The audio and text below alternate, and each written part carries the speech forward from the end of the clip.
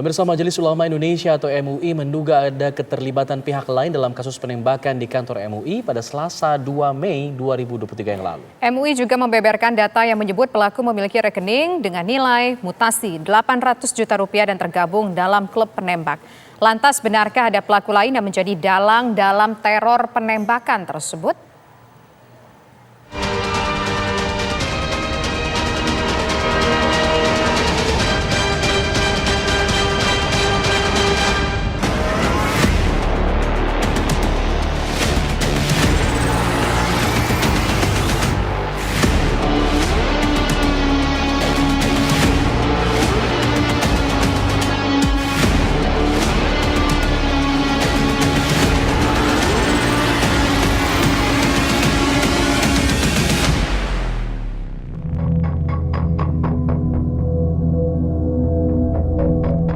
Selasa 2 Mei 2023, teror penembakan terjadi di kantor MUI Pusat Jakarta sekitar pukul 10.30 waktu Indonesia Barat.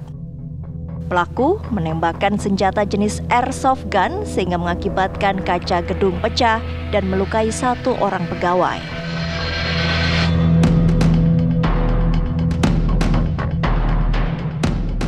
Dari keterangan saksi, pelaku datang seorang diri dan mengaku sebagai wakil Nabi. Setelah berhasil diamankan, pelaku yang diketahui bernama Mustafa sempat dilarikan ke rumah sakit, namun akhirnya tewas. Oleh pihak Pamdal, karena tidak dapat menjelaskan kepentingannya apa, bertemu dengan siapa, namanya siapa, di Pamdal ditahan. Dan kemudian yang bersangkutan mengeluarkan senjata pengisi peluru atau gotri kecil ya, dan ada tabung gas kecil. Nah, ini boleh dikatakan biasanya disebut dengan airsoft gun ya, airsoft gun, bukan senjata api ya, ingat, bukan senjata api. Namun alangkah lebih detail nanti kami meminta kepada lapor bagian metalurgi apakah jenis senjata ini. Untuk mengusut apa sebenarnya motif di balik teror penembakan ini, MUI pun langsung membentuk tim investigasi. Apalagi tewasnya pelaku setelah melakukan penembakan sempat menjadi tanda tanya. Kejanggalan kembali muncul setelah pelaku diketahui memiliki rekening sebesar 800 juta rupiah.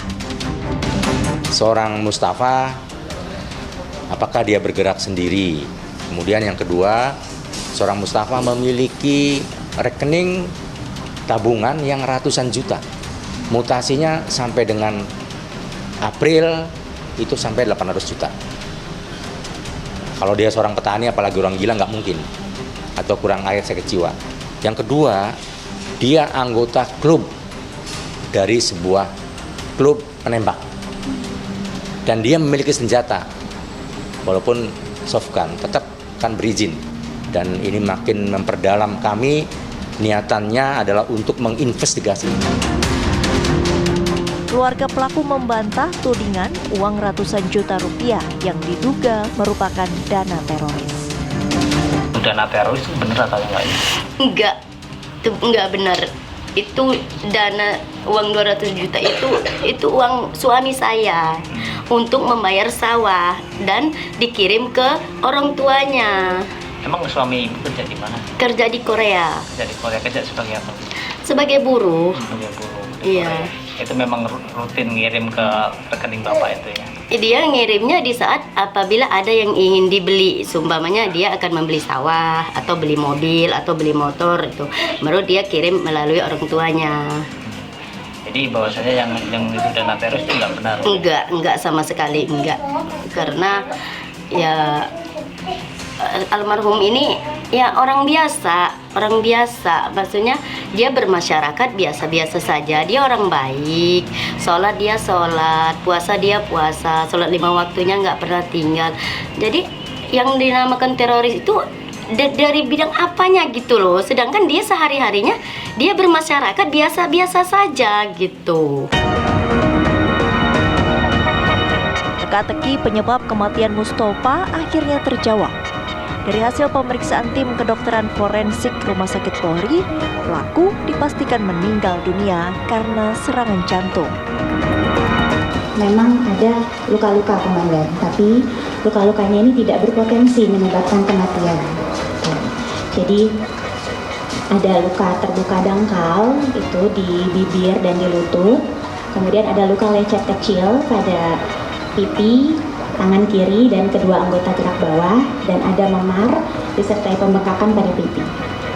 Kemudian dari pemeriksaan dalam kami menemukan adanya gambaran infeksi, penyakit infeksi pada paru, dan ada gambaran serangan jantung.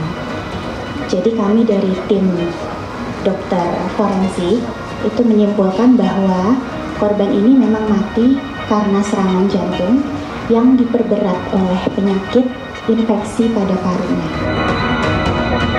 Polisi juga menyatakan Mustafa tidak terlibat dalam jaringan terorisme. Tersangka atas nama almarhum Mustafa ini tidak masuk dalam jaringan teror. Kemudian bukan wujud daripada lone wolf ataupun serangan teror yang dilaksanakan seorang diri. Kemudian tidak terkooptasi dengan ideologi agama yang bersifat ekstrim. Dan satu lagi yang menjadi catatan, tidak ada aktor yang ada di belakangnya. Saat ini, tim penyidik memang masih terus melakukan pemeriksaan dan mendalami kasus penembakan di kantor MUI, khususnya tindak pidana senjata. MUI berharap kasus penembakan bisa terungkap secara jelas, meski hasil penyelidikan memastikan bahwa pelaku penembakan disebut hanya sebagai aktor, bukan dalang. Tim TV One mengabarkan.